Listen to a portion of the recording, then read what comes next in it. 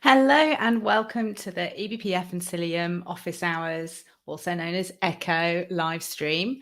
This is episode 44, and we're going to be talking about what we've been learning so far with the Sidecarless Service Mesh, the Cilium Service Mesh beta program. But before we get to that, let's, as always, talk through some headlines.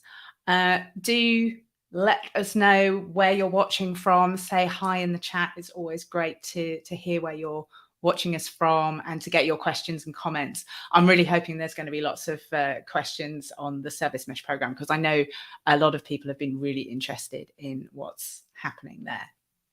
But before we get to that, let's look at some headlines. So I've got a couple of interesting blog posts that have been written about Cilium.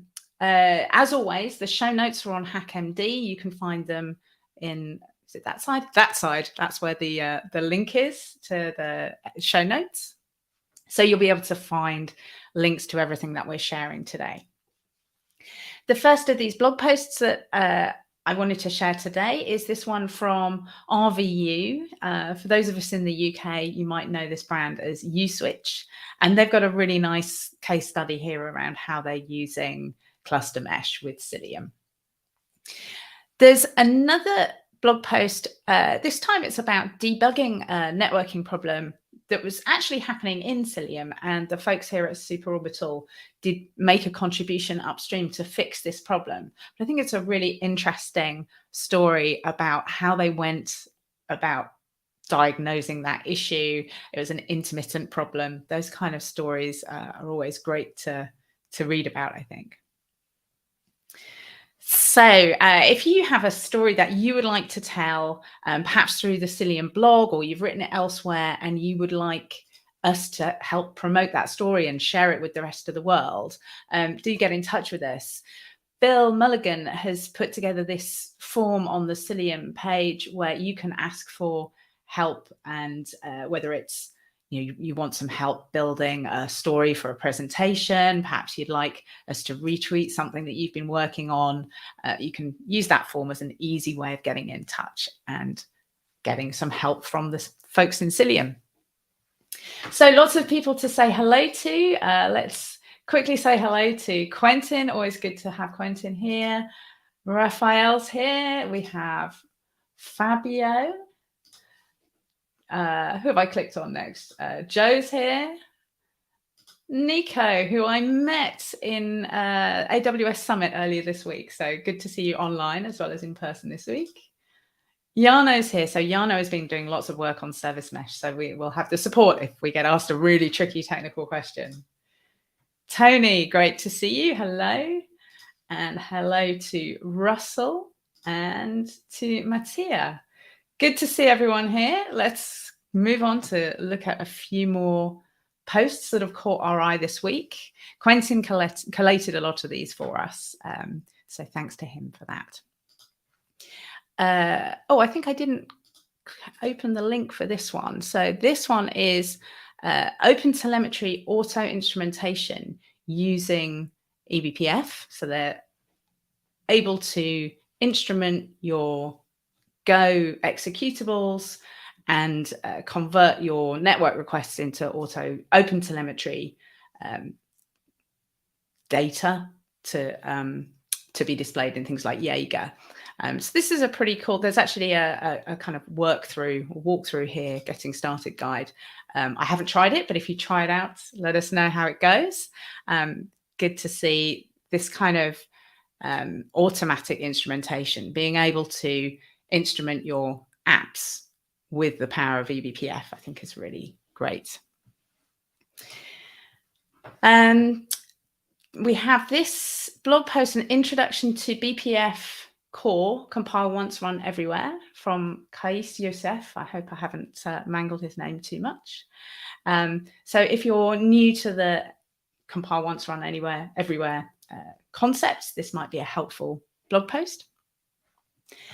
If you're getting a bit more advanced in eBPF programming, this post describes how to extract parameters when you have a function that has more than 5 parameters. So that's a good bit of detail for some of you out there who like to get into those details.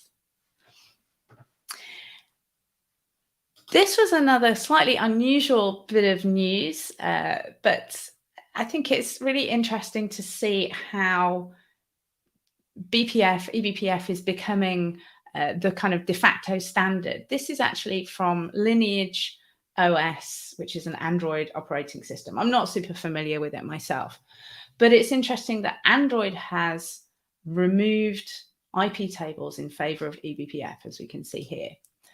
And they're seeing that as a good thing. It will obviously make a lot of their networking more efficient. It does mean that Lineage OS have made the decision not to support kernels for older than 4.4, I think is the level. And I think we're going to see this a lot, that in order to take advantage of eBPF, newer kernels are going to be required. So it's interesting to see that in the mobile world. Okay, and the last link I have here is for a really great book that my colleagues Natalia and Jed have written. There's a download link here to get this book about using eBPF for security observability.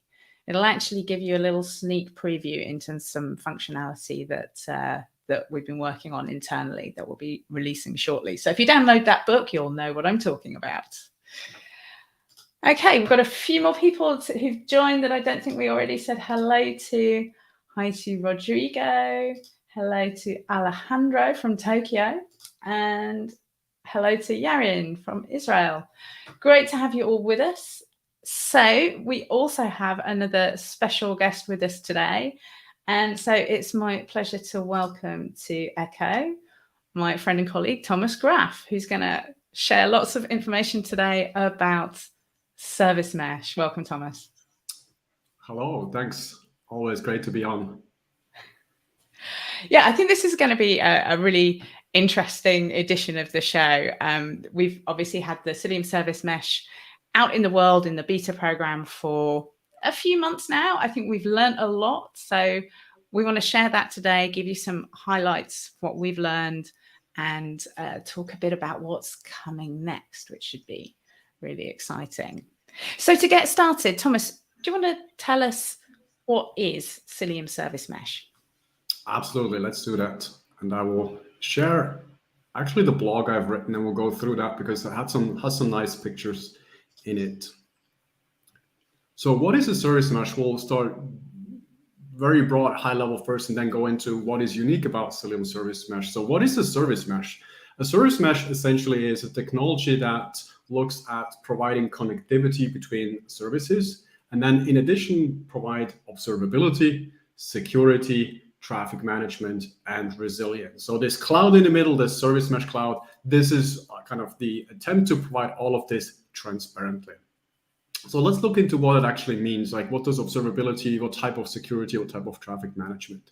So first of all, we want resilient connectivity. So we want connectivity that if something goes wrong, it should retry.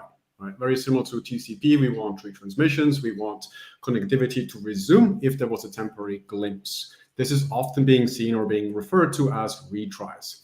Then we want layer 7 traffic management. So we want layer 7 load balancing. We want to be able to load balance based on HTTP headers, host name, request-based load balancing, and so on. We want this for HTTP, gRPC, and other layer 7 protocols. Then we want identity-based security. We want mutual authentication. We want to be able to validate the identity of services or allowing services to authenticate each other. We want observability and tracing. We want to see on the request level what requests are being shared or being sent between services. And we want to not do this on the network level, but actually, again, on the layer 7 level, where we can see API calls, HTTP requests, HTTP responses. We want to see HTTP return codes. We want to see the latency. We want to see the entire service map, what services are talking to each other, and so on. And then very importantly, and that actually brings us to the next concept, we want this transparently.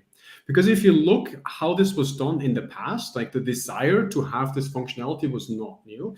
In the past, this was done by building this functionality directly into the applications. I've given an example here where you may have a Python app and a Go app, and you would essentially write service mesh functionality and, for example, link that into the apps with via a library and then do retries, do TLS for mutual authentication, and so on. But that required you to essentially modify all your apps. And even worse, if you were using lots of different frameworks for your applications, you had to use a different service mesh library for every language framework that you're using. This is why the sidecar model was introduced, which essentially moved this library, this mesh library, this functionality into a sidecar, which means that we no longer had to use a language-specific mesh library, but we could actually use a sidecar proxy and keep our applications unmodified. This is this picture essentially, where we see that the sidecars are now injected and all the service communication is going through a sidecar as it leaves the application and before it enters the application on the other side. What we are proposing with Cilium Service Mesh is the following. We want to actually get rid of the sidecar proxy. We don't necessarily want to get rid of the proxy. We're actually huge fans of Envoy. Hello, Matt. You've done a great job creating Envoy. Envoy has been integrated with Cilium since many years. So quite a bit of functionality in Cilium is implemented via Envoy, a combination of eBPF and Envoy. What we don't necessarily like is one sidecar proxy per app or per pod. So what we are providing with Cilium Service Mesh is essentially very similar to how namespacing technology and other things that are clearly part of the kernel and have built the foundation for containers. We want for Service Mesh to also essentially become part of the operating system and be transparently available without requiring to run additional sidecar proxies. So this picture, I think, demonstrates this well. We want to make Service Mesh as transparent as, for example, TCP is today, or as CPU C groups are today, or as namespacing technology is today. And we see Service Mesh as a founding block for containers, just like other namespacing technology as well. This means that from a integration perspective, it will look something like this. Like you will have a service mesh that essentially sits as part of your network stack, as part of your operating system stack, essentially just above TCP. So we see service mesh as an extension of TCP. TCP is kind of the old school service mesh. It also has some security functionality. It has retransmissions, which was groundbreaking when it was introduced. And service mesh is like similar functionality, but adapted to microservices technology and to cloud native infrastructure as we need it today. The reason why we want to do that is because injecting a sidecar is incredibly expensive. So this is a picture that shows how a sidecar needs to be injected when it runs separately as a user space proxy. So we have to essentially do a so-called transparent network injection and have to pass through the network stack multiple times. This comes at a pretty high cost. If we go back and we see kind of the difference, if we provide similar functionality but directly in eBPF, we can see that from a performance perspective that has a massive benefit. So the yellow here is a proxy-based infrastructure that uses sidecar injection to provide L7 visibility. Blue is the baseline, no visibility at all, and red is an eBPF-based HTTP visibility library that, for example, provides OpenTelemetry tracing data. And that is incredibly powerful because all of a sudden we can get this visibility data without introducing a lot of overhead. And before we leave it off, I wanted to show kind of the other difference, which is the overhead overall. So this picture tries to show the footprint that essentially happens when we run a sidecar. So this is the view of one node, and it's assuming that we have 30 pods running. These are the blue boxes, right? In a sidecar model, we'd also have to run 30 sidecar proxies. These are the green boxes. So you can see essentially half the the containers running, at least half the containers running will be sidecars. Whereas in a sidecar-free model, when we make this part of the operating system and run one proxy per node, or maybe one proxy per namespace, we can actually talk about a variety of different granularities to how many proxies we want to run. We can heavily reduce the footprint, the memory and CPU footprint of the service mesh. And I think that's something that our beta testers have really, they've seen the effect of that. They've been really excited about the effect of that. I've actually got a few comments from some of our beta testers. So we sent out a survey, and we do actually have the results, all the kind of raw results published. But I pulled out a few comments here. And I think a lot of the comments spoke about this idea of the overhead of sidecars, the extra resources, the efficiency that we would gain by removing these multiple sidecars. But I think something that was also striking was it's not just about the performance and the overhead, but it's also about the complexity of management. So I think this first comment here really sums it up. Another person who's a big fan of Envoy, but not hugely fond of the sidecar model and the extra latency and complexity involved.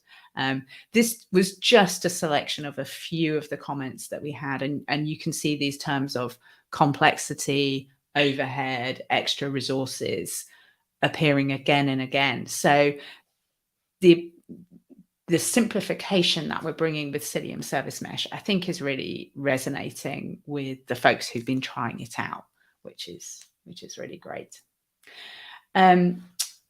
Welcome to Faye, who's just asked about the link for the blog. So you'll find links to everything in the show notes, which you can find on HackMD. So there's a episode 44 that you'll find at that link, and you'll be able to find everything that we're sharing today from there.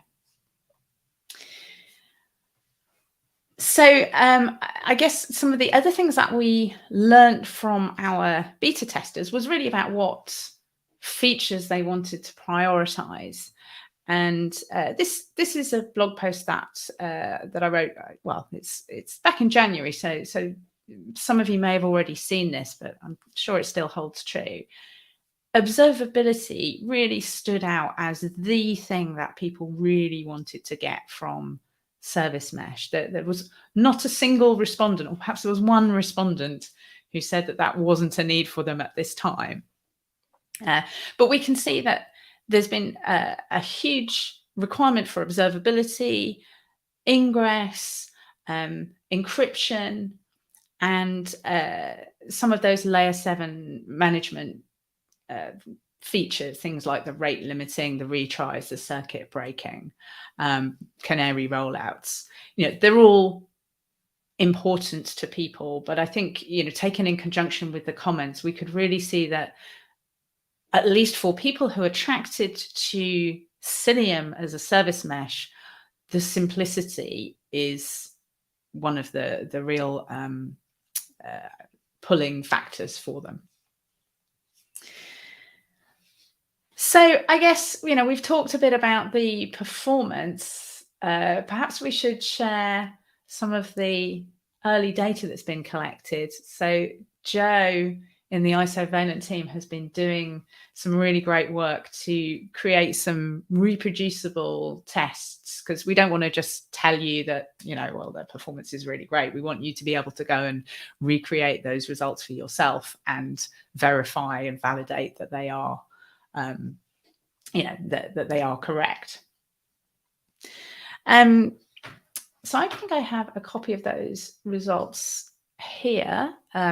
There's the testing profile that we've been using, that Joe's been using, is using Nighthawk, which I think it's from the Service Mesh Performance group, or perhaps from the Meshery group. But it's a kind of standard application, if you like, for testing service mesh throughput and latency. So as I bring up these performance slides, Thomas, do you want to sort of speak to some of these results as we bring them up? Absolutely. So we have compared essentially Cilium as a service mesh with Envoy as the integrated proxy, and then compared that against Istio. And I think we've also run numbers of Linkerd, but they're not quite complete yet. So today we're sharing comparison numbers against Istio. What we're measuring here is essentially on GK with reproducible scripts, so you can run them yourself as well, and then measure request rate, like requests per second, the CPU consumption while doing so. So requests per second, more is strictly better. You want more requests per second at the lowest possible CPU consumption. And then we also measure latency, mean latency, P95, P99 latency as well. With latency, lower is better. You want the lowest number of latency possible. The higher the latency, the longer, for example, your clients, your users have to wait for the website to load or for your service to respond. This can in particular be impactful for microservices architecture because in essentially maybe to serve one client request, it will have to contact multiple services in a chain. So every time you're adding latency in that chain, it essentially you pay that cost multiple times. What we're seeing across the board is that Cilium provides or performs significantly better. Like here we're looking at requests per second and the latency thereof. Requests per second, you can see that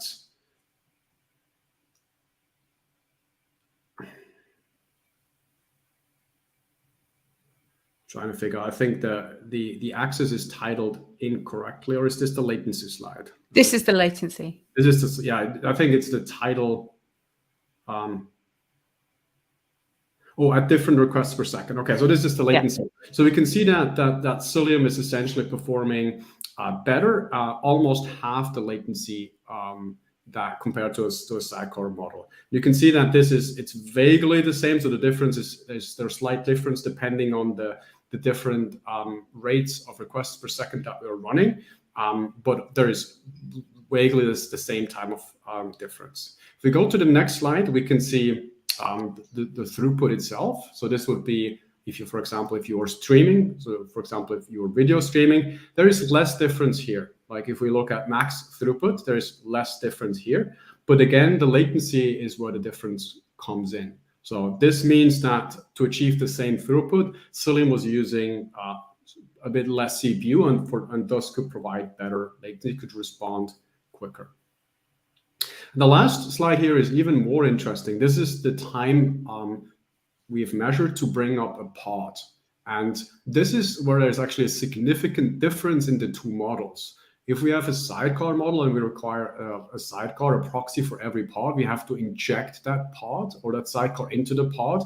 And the pod cannot really start until that sidecar is ready and available. Whereas if we don't have a sidecar and we're running a proxy outside, that is not required. And that really shows in the time it takes for a pod to become ready. So in this scenario, we have essentially scheduled 200 pods, and then we're measuring how long does it take for the pods to become available. So this would be the scenario: you are scaling up, you're scaling out because you have more customer requests or more client requests coming in, and you want more service backends. And the difference here is 3x or more than 3x in particular for jobs and deployments. This simply shows that the cost of sidecar injection, this is not even the data path impact, this is just the cost of actually injecting the sidecar and starting it up. It's very, very significant, and you will have to wait quite a while for your pods to become ready. And I think as we talk about security later on, we also have numbers that we can show comparing MTLS done in an Istio sidecar model compared to MTLS with Cilium, and how that compares to doing authentication with WireGuard, for example.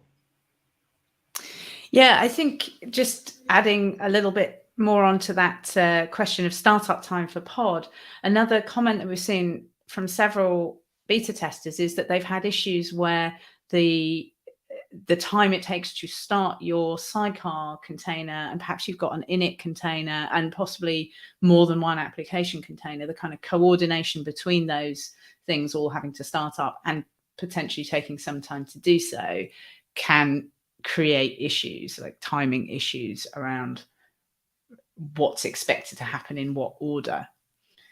I think the other thing that strikes me when I see the latency graph like this is, you know, if it's going to take about twice as long, that seems that's kind of as expected, because your network traffic is going through roughly twice the length of path. So that totally makes sense. It seems really intuitive. Yeah, I think this is something that's often underestimated, and I think a lot of us can relate that if you have this problem is called buffer bloat. If you have lots of devices in between two endpoints when you for example video stream, the more devices you have in between, all of them will buffer to achieve the maximum throughput. And as more of these buffering devices you have, the worse the latency get. Buffering is great to increase throughput, but it's really bad for latency because the buffer fills up and it has to empty again. So when you send new data, it will take quite a while for that to go through the buffer. And every sidecar is essentially a middle box, a device where buffer bloat can apply. Great. We've got a nice comment here from Yaron saying, nice insights. So thank you. Right. Shall we turn to the question of security? Because I think that was perhaps one comment that people had made was, you know, they'd like to understand the security model. And we also know that a lot of people are turning to Service Mesh because they want that encrypted traffic between their pods. So should we talk a little bit first about that kind of east-west traffic, mutual TLS requirements? Yes, let's do that. So the last blog post we've shared specifically talked about the Sidecarless model, and the big ask based on that is, okay, how are you going to do mutual authentication in that model? What does this mean for secrets? How can we, for example, integrate SPIFFE and so on? So this is a sneak preview at a blog that will go live next week, which essentially provides the details on how Cilium Service Mesh and Cilium, so this will also be available just for Cilium, how Cilium will do mutual authentication in that context. So if we scroll down a little bit, we can see the basic of what is actually mutual authentication. Probably everybody knows this, so we'll be very quick. Mutual authentication essentially validates a sender and a receiver, and they can both validate and authenticate each other. So the receiver knows I'm receiving from the sender, I know and trust, and the sender knows I'm sending to a receiver, I know and trust, and we have a certificate authority on top, which provides and creates certificates and makes sure to build this trust. So that's mutual authentication. Mutual authentication is typically done with something like MTLS, but other examples would be IPsec or SSH. There's many, many more actually common use cases or common examples where we use that every day. But let's look at TLS.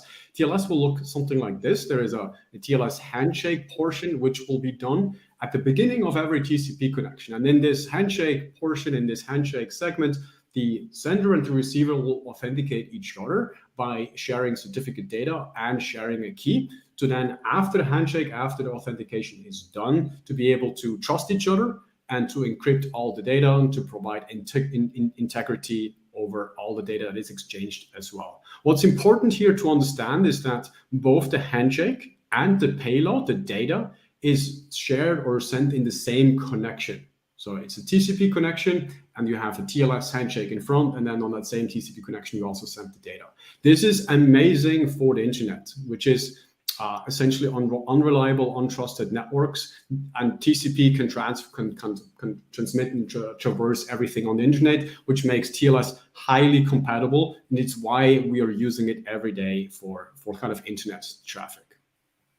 If we compare that to, for example, a different form of how mutual authentication is often done, we can look at IPsec with IKE, which is typically what was done or was still often done in enterprise networking. This is where we build an authenticated network below.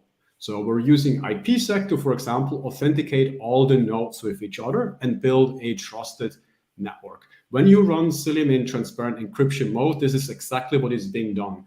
all the nodes will receive certificates and keys, and they will authenticate each other. So you cannot actually join the Cilium network if you do not have a certificate and a key to join the network, and you can revoke those certificates, of course, and nodes will only communicate with other nodes that are trusted. And as part of this, we get authentication, encryption, integrity, and so on. On the left is the MTLS model with a sidecar, with a proxy. Right, so you can see those are kind of the two models that are often used and sometimes compared with each other. There are a couple of pros and cons, and I think so far we have been assuming that you can either do the left or you can do the right. And I think what we believe is we want both. We want the best of both. So we will combine this together. But before I'm getting slightly ahead of myself, let's look at pros and cons real quick of both models, right? So MTLS model as done today, the big pro is that it uses service level identity. So each service has its own identity and certificate, which leads to better security compared to the node level authentication that is often done with IPsec, where only a node has an identity and all the workloads on that node rely on that single node identity. TLS is specifically designed to cross complex networks. We've talked about that, but then there's a couple of really bad cons, and that's the cons. Those cons are the ones that we want to resolve. TLS has been built for the internet, and it primarily works for TCP and QUIC, where it is built in. It is really struggling. For example, it is possible with DTLS to make it work for UDP, but it's no longer as simple as for TCP. And for a variety of other network protocols, it doesn't work at all, like multicast and so on, no chance.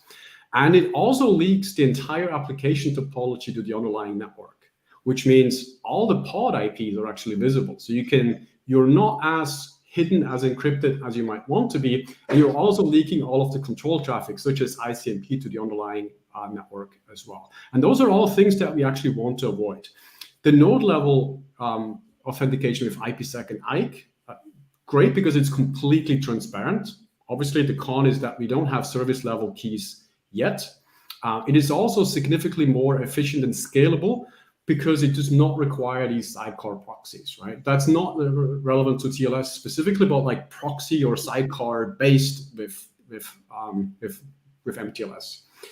The big downside is that when a node gets compromised and you lose that certificate, that identity, all the workloads on that node are essentially compromised as well from a certificate perspective, right? One identity has just a broader meaning. So how can we actually get to a model where we combine both of these into a model that is stronger and we benefit from the cons or the pros of both sides? And this is what Cilium will start doing. So we are separating the handshake portion and the data portion, which means TLS is really great to run the handshake.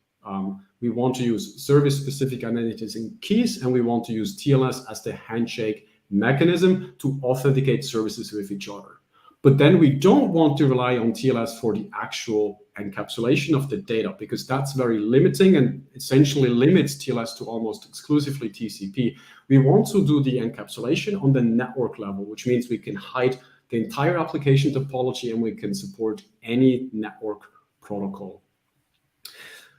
This also allows us to essentially run a completely sidecar-free model. So if you look at this is how it will look like. So on the left is the current MTLS sidecar model. And on the right, we are seeing the sidecar-free MTLS model. So you actually see, instead of just having one arrow, it has two arrows right now. So we have the MTLS TLS handshake here, which will happen between the Cilium daemons, the Cilium agents running on the nodes. And this will authenticate the workloads with each other. And then we have BPF, which transparently holds up the connection data until that authentication has happened, and then can use IPsec or WireGuard, or even optionally nothing, to actually do the integrity and encryption of the connection. So in this model, you can even choose to say, I want authentication, but I don't want encryption, which you cannot choose with a pure MTLS model with the sidecar model. And this gives a lot of flexibility, and it completely decouples the limitations of TLS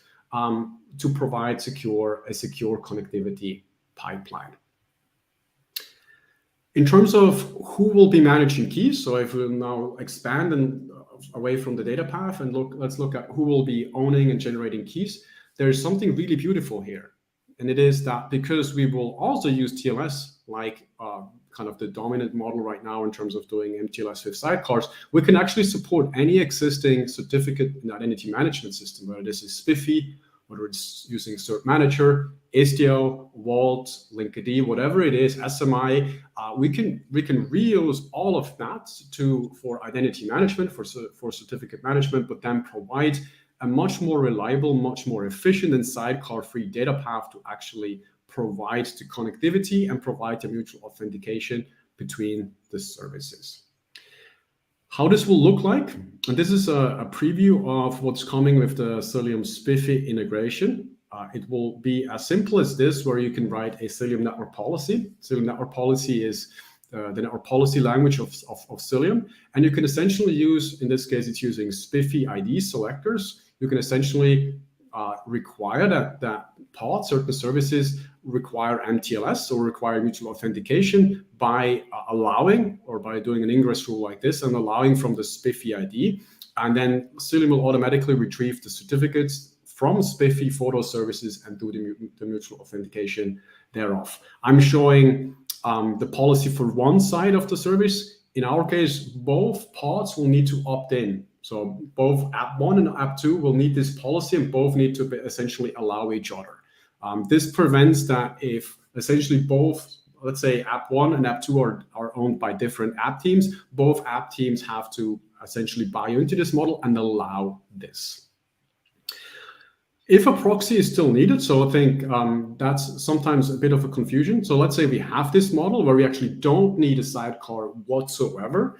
If you still want functionality that does need a proxy, for example, certain forms of layer 7 load balancing or retries or circuit breaking, that is still 100% possible, but you will still not need sidecars. You can then use Cilium's per node envoy proxy, and this has a big benefit because you will only need one of them.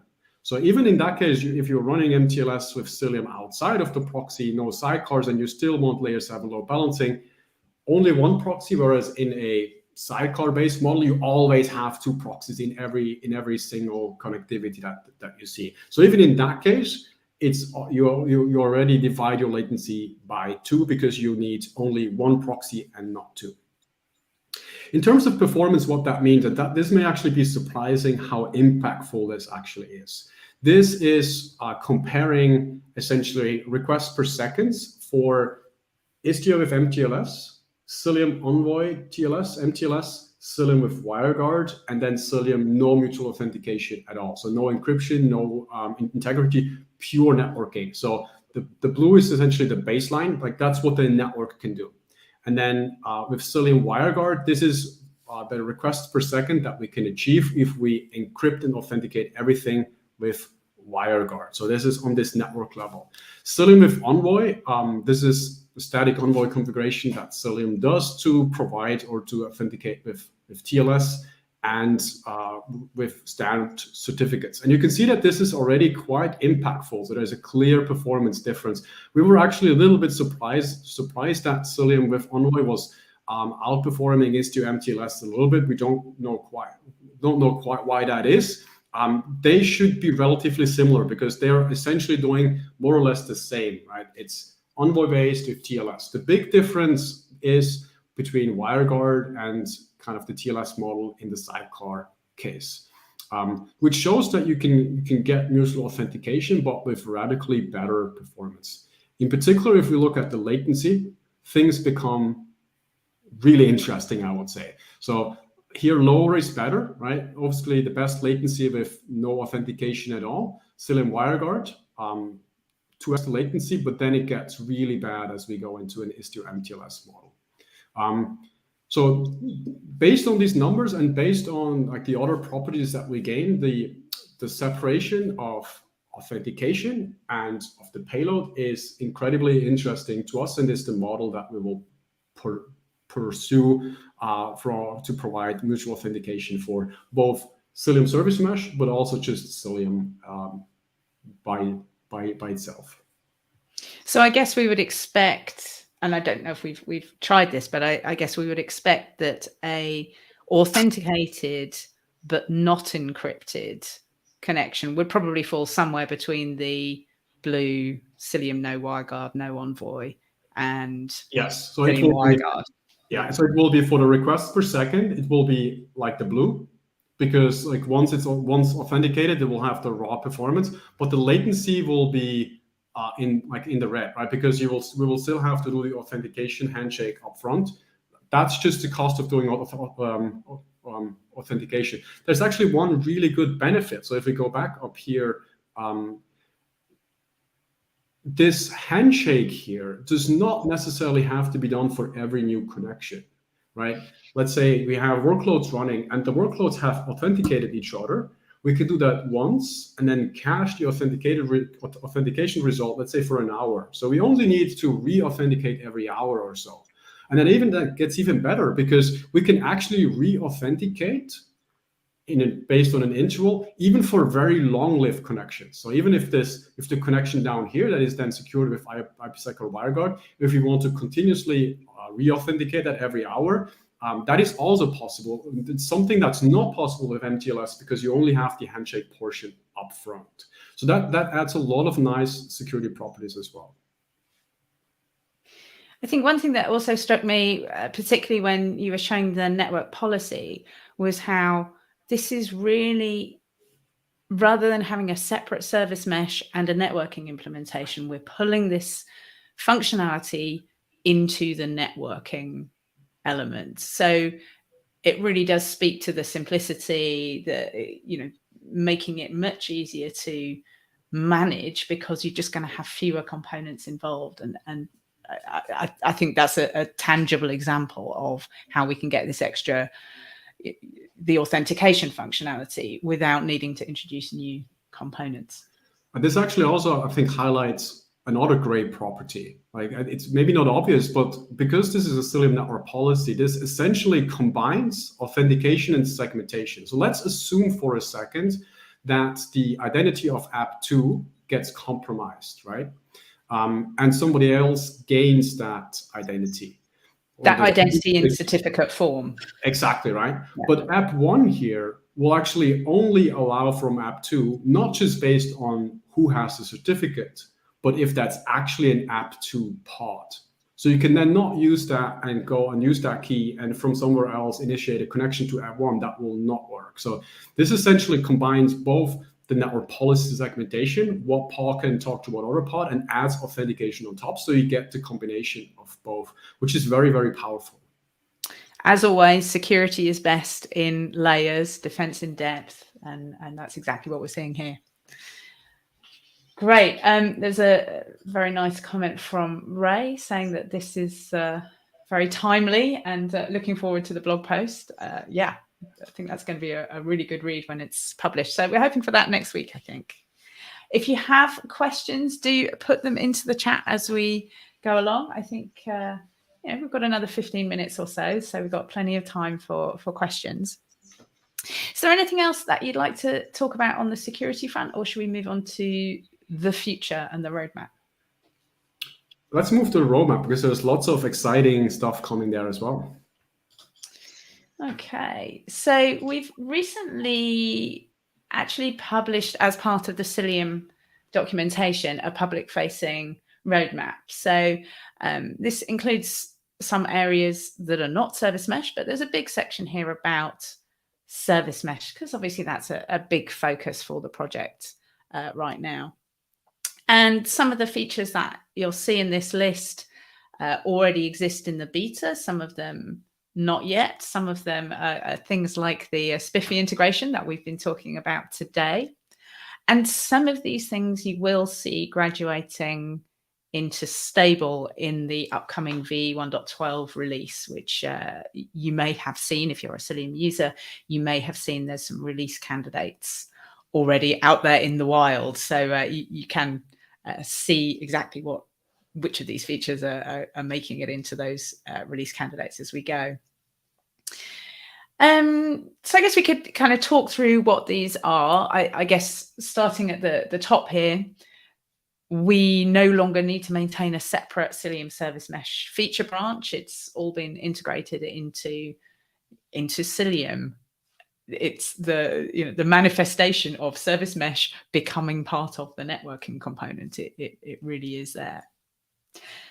And I think that in v1.12 we are expecting to graduate the Kubernetes ingress capability to stable. We've had really good response on that. It seems to be behaving very well. That includes being a Kubernetes conformant ingress and the visibility. We talked about how visibility was such an important part of this, and kind of automatically get visibility of ingress traffic through Hubble.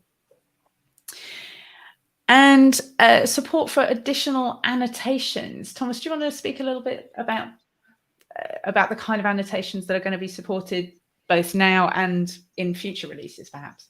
Yeah, so I think this is I think an area where we're really looking for user feedback. We got quite a bit throughout the beta program already. Ingress is a classical example where there is essentially the Kubernetes standard, but almost everybody uses some form of annotations, whether it is for canaries, whether it's for SSL pass-through, like lots of additional functionality that almost all ingresses support in some way, but are not part of the Kubernetes ingress standard, want to be supported. So we're 100% upstream conformance now. We're passing the conformance test, which is great. We're now adding the annotations that you most need. So whatever annotations that you're currently using, whether it's with Ambassador, whether it's with Contour or Nginx or Istio, whatever additional functionality that you need that is not found in the Kubernetes ingress spec itself, please let us know. This is essentially the next step to add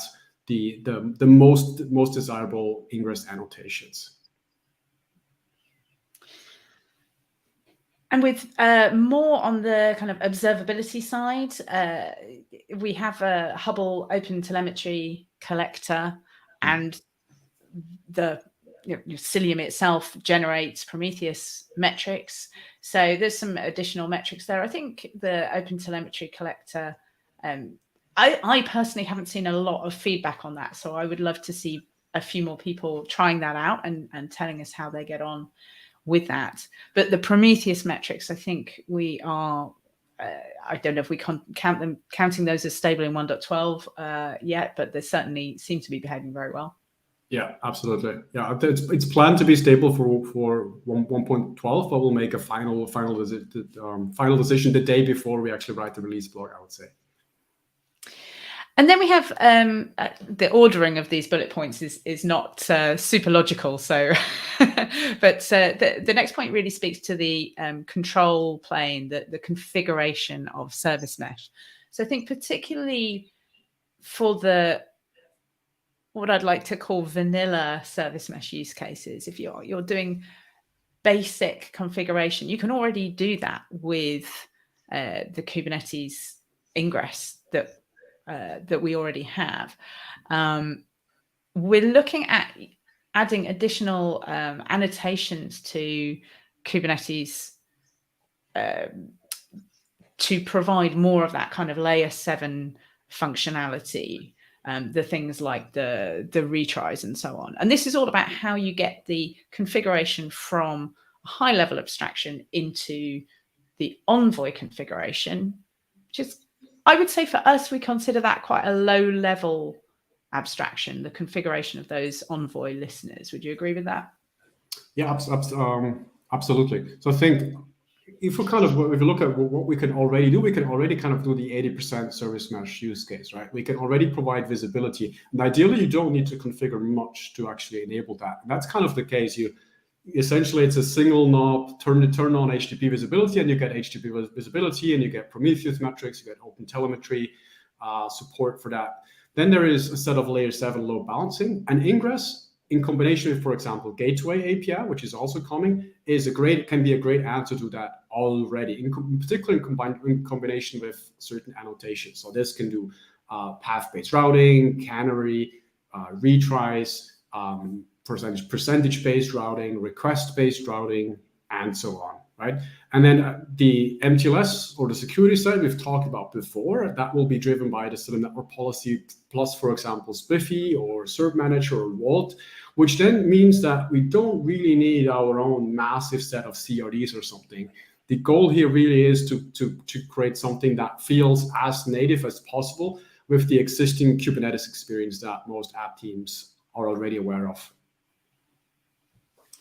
We have seen quite a lot of interest in using SMI as that kind of configuration interface. So I guess the balance there between a set of CRDs and the CRDs that teams are familiar with. I get the impression that people see the SMI as a nice middle ground between the kind of complexity and the functionality that people really want to use.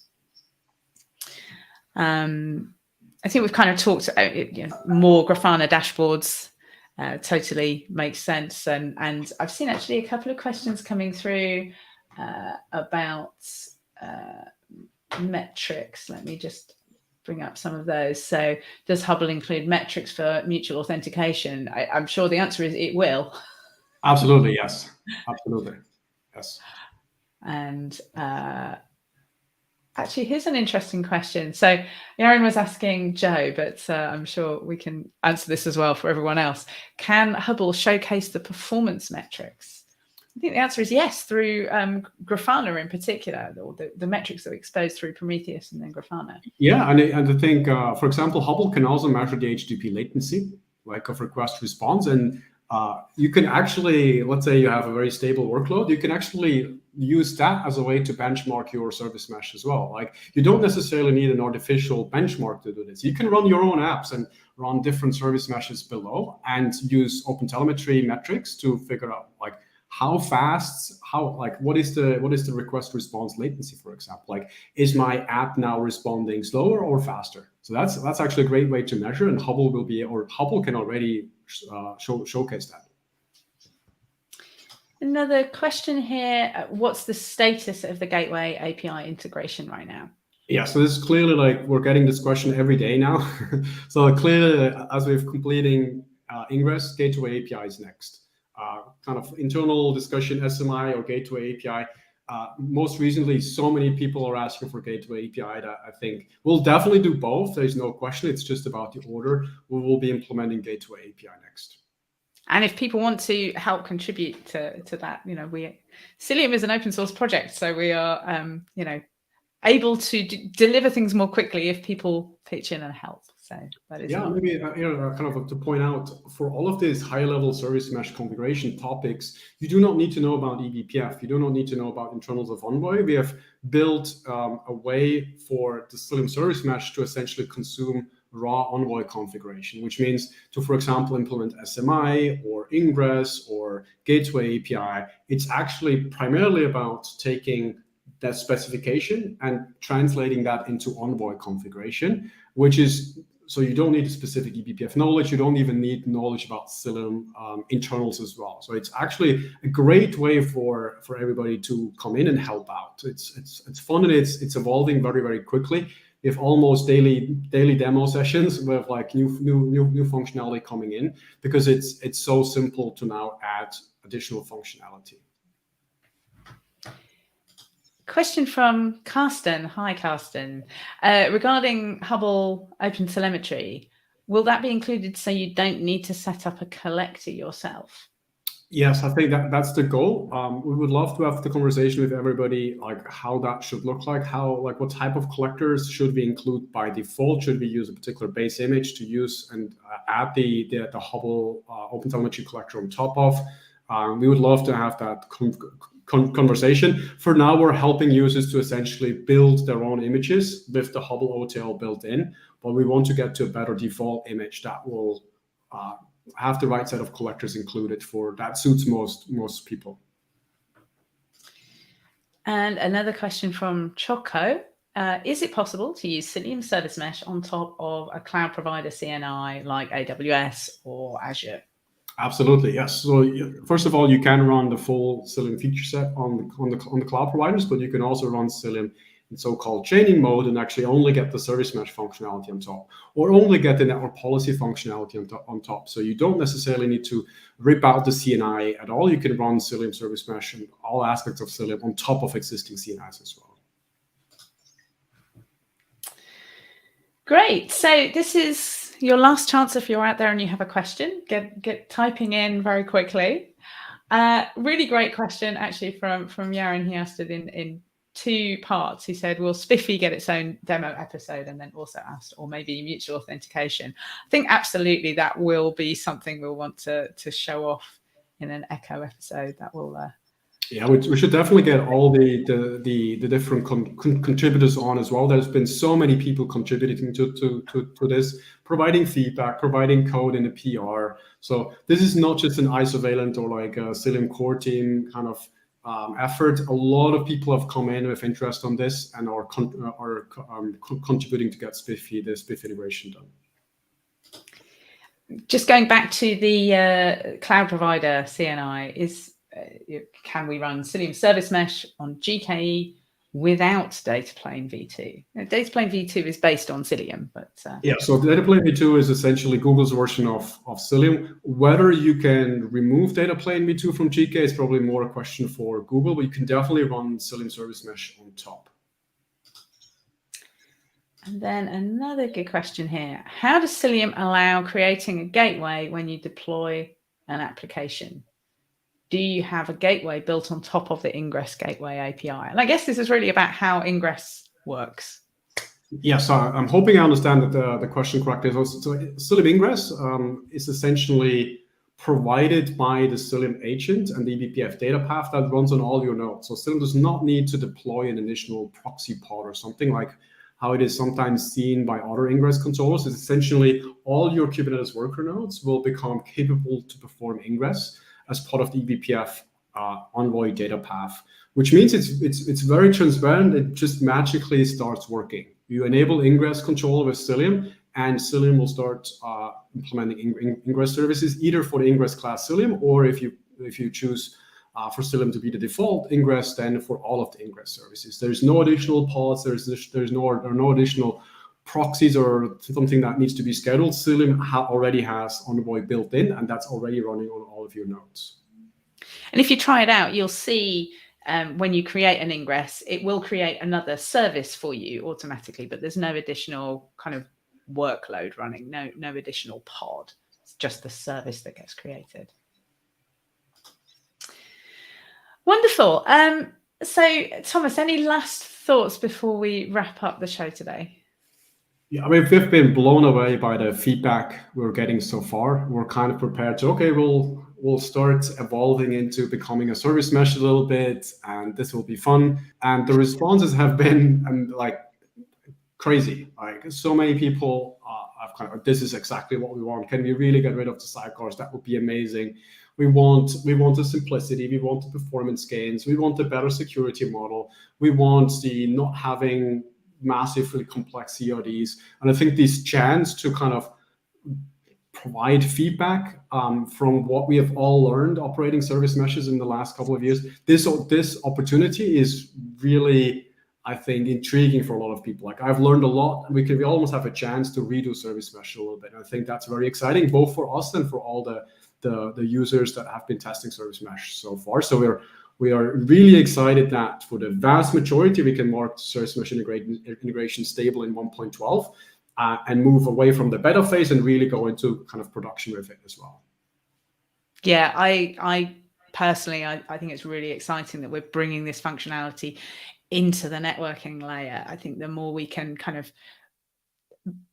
put this sort of infrastructure into, as low down the stack as possible and make it simpler for developers so that developers can concentrate on writing application code and don't have to worry about managing so many different components. This is all to the good in the world of cloud native. So I'm sure some of us have our focus. We're thinking ahead to KubeCon in a couple of weeks' time. If you are there, both Thomas and I will be there, along with many other folks from Cilium, from the project, contributors who are part of Isovalent and also external contributors. So hopefully we might get a chance to meet some of you face to face there, which will be brilliant. Look out for that blog post describing the Cilium approach to authentication and encryption that we will be publishing next week. Do follow Cilium Project on Twitter, and that's probably the first place that you'll see it, perhaps on LinkedIn as well. And I think with that, I just want to say thank you to everyone for joining in the conversation, all your great questions. As always, really lovely to have that interaction. And thank you again to Thomas for spending time with us today. Thanks a lot. This was fun. Take care, everyone. Have a great weekend. Thanks, everybody. Bye.